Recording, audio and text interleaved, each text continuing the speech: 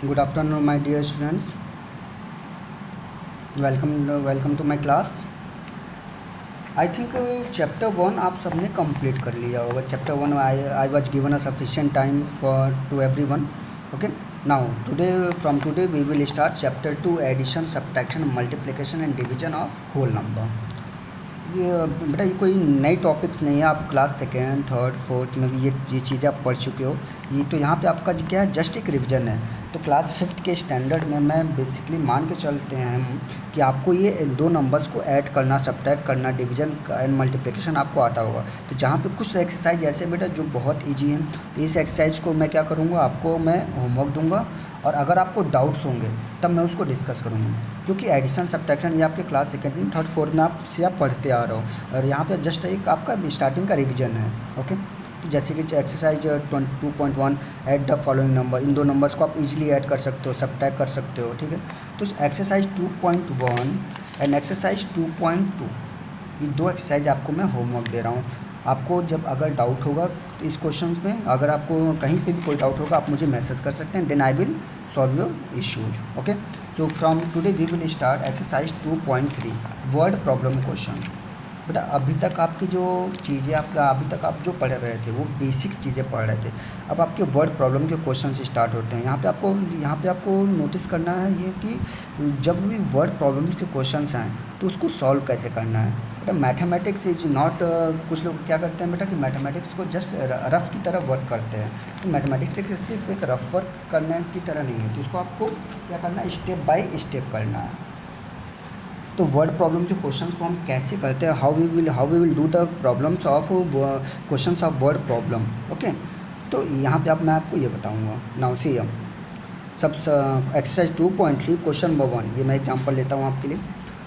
The sale tax department collected the tax amounting rupees this in 2015 and rupees this in 2016. ये कुछ रुपए हैं जो टैक्स किसी कंट्री के टैक्स डिपार्टमेंट ने कलेक्ट किया था 2015 में और इतने रुपए 2016 में कलेक्ट किए. क्वेश्चन आपसे कह रहा है कि find the total tax collected in these 2 years. अब क्वेश्चन पढ़ते ही मैक्सिमम लोगों को समझ में आएगा ओके कि यहाँ पे हमें करना क्या है. तो आप क्या करोगे, नॉर्मली आपको दिख रहा है कि 2015 में इतना टैक्स कलेक्ट हुआ है, 2016 में ये टैक्स कलेक्ट हुआ है और यहाँ पे आपको टोटल टैक्स पूछ रहा है क्वेश्चन में. तो आप क्या करोगे, इन दोनों को ऐड कर दोगे. You will add both of them. तो मैक्सिमम लोग क्या करेंगे, नॉर्मली ऐड कर देंगे जैसे आप क्लास सेकेंड, थर्ड, फोर्थ करते आ रहे हो. बट वैसे हमको यहाँ पे नहीं करना है. This is the question of word problem. तो जब भी आपके कोई क्वेश्चन सेंटेंस के फॉर्म में आता है तो उसको हम स्टेप बाय स्टेप करते हैं. ये आपको यहाँ पे सीखना होगा. ठीक है, तो सॉल्यूशन हम देखते हैं करते कैसे हैं. तो फर्स्टली जो क्वेश्चन में दिया होता है, always firstly we will write the data which is given in the question. तो firstly we will write here what is given in the question. Given tax collected in 2015. 2015 में कितना टैक्स कलेक्ट हुआ था आपका, ये आपने इसको यहाँ पे लिख दिया. ये आपका 2015 में टैक्स कलेक्ट हुआ था. आपका कितना हुआ था, 4,03,06,174. नाउ 2016 में टैक्स कितना कलेक्ट हुआ था, 1,58,17,613. अब आपको क्या, उसके बाद आप ये आपका फर्स्ट स्टेप में आपको लिखना होता है कि गिवन क्या है क्वेश्चन में. सेकंड स्टेप आप लिखते हो कि क्या फाइंड आउट करना, को क्या क्या फाइंड आउट करना है यहाँ पे. Find the total tax collected in these 2 years. इन 2 सालों में टोटल टैक्स निकालना. तो टोटल टैक्स कलेक्टेड आपको निकालना है. ठीक है, अब after that you will do the solution. Total tax for 2015 and 2016. Okay, 2015 and 2016, ये 2015 और 2016. अब देखो बेटा यहाँ पे आपको इस टाइप में से क्वेश्चंस को सॉल्व करना है. ये आपका 2015 का है प्लस 2016 का.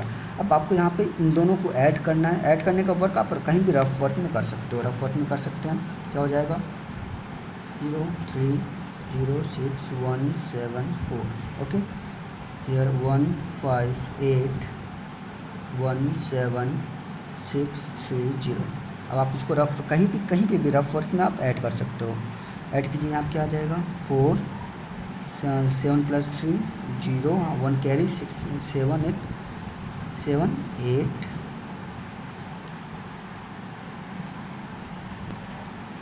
ओके. नाउ 8 6 6 6 12 13. एक आपका एक कैरी यहाँ से नहीं है आपका, छोड़ दीजिए. 13 को 3 1 एंड 1 2. ठीक, 8 प्लस 3, 8 प्लस 3 आपका हो जाएगा 11, 1 कैरी 5 1 5 एंड 1 कैरी आपका आ गया 6 4 1 5। ओके ओके, तो ये आपका आ गया। तो आप देख सकते हो। सो क्या हो गया आपका रुपीज़, क्या हो जाएगा यहाँ पे 5 करोड़ 61,23,804, ये आपका हो गया total tax collected.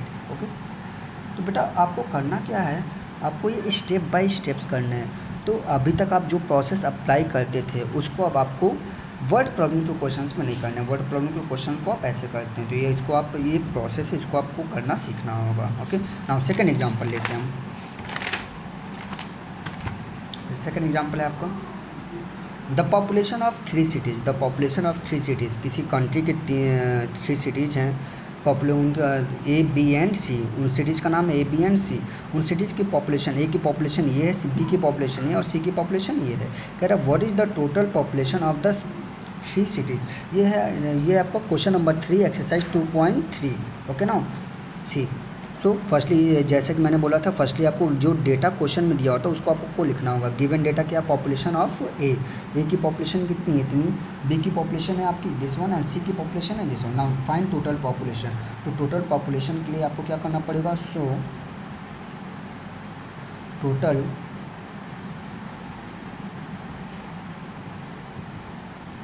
Total population आपका आ जाएगा है। अब तीनों को आपको क्या करना होगा, ऐड करना होगा।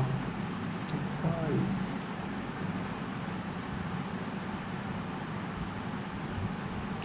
प्लस 6,16,72,216, यहाँ पे स्पेस नहीं, मैं नीचे लिख दे रहा हूँ यहाँ पे, प्लस इसको ऐड कर लीजिए 7,15,21,790। अब आपको इन तीनों को क्या करना होगा, ऐड करना होगा। ओके, तो यहाँ पे आप क्या करेंगे, इसको ऐड कर लेंगे। रफली आप कहीं भी ऐड कर सकते हैं, आप ऐड करके चेक कर लेगा, आपका आंसर आ जाएगा 19,072,204। ये आपका पॉपुलेशन होगा, total population of the city. Okay, now the next question.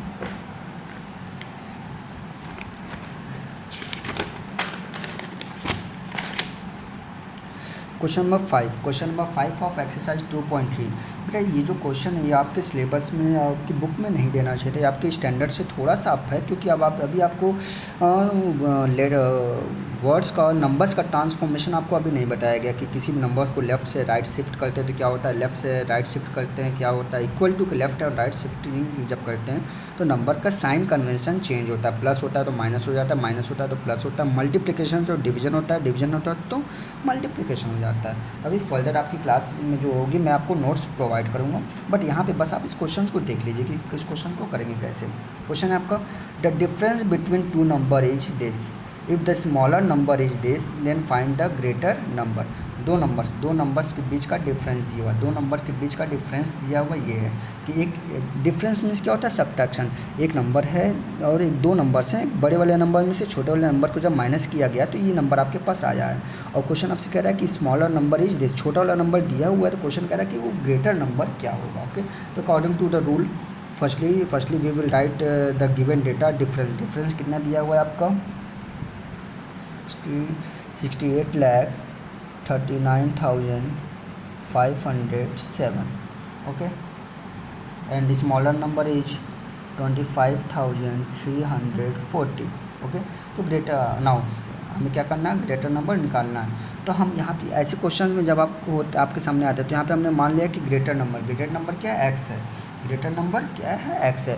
अब देखो ग्रेटर नंबर एक्स है, स्मॉलर नंबर या 25,340 और इनका डिफरेंस ये है। इट मीन्स कि ग्रेटर में से जब आप स्मॉलर को माइनस करोगे तो आपका ये आना चाहिए अकॉर्डिंग टू द क्वेश्चन। तो according to question we can do here x minus 25,340 is equals to 68,39,507। 2507। Okay, अब देखो यहाँ पे क्या है, इस नंबर्स का क्या है, इस साइड सब्ट्रैक्शन है।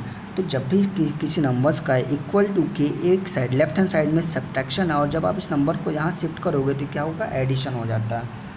You so here you will got 68,39,507 plus 25,340।